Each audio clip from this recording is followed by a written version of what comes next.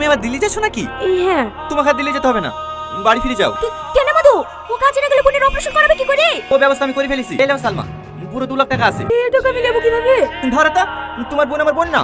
কিন্তু আচ্ছা ঠিক আছে, ধার হিসেবে রাখো, যদি কোনোদিন পারো তাহলে ফেরত দিয়ে দিও। সত্যি তোমার মতো মানুষ হয় না। আরে আরে আবার কান্না কেন? চলো তোমাকে বাসে দিয়ে আসি। তুমি আমার কাজটা করবে কেন?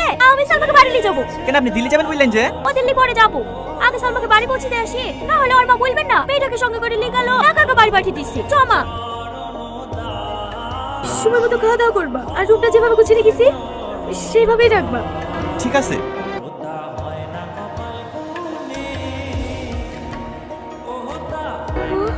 কিছু বললা?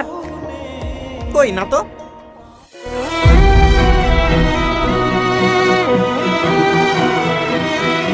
চলো ভাই, আমাদের আবার বাসে লেট হয়ে যাবে।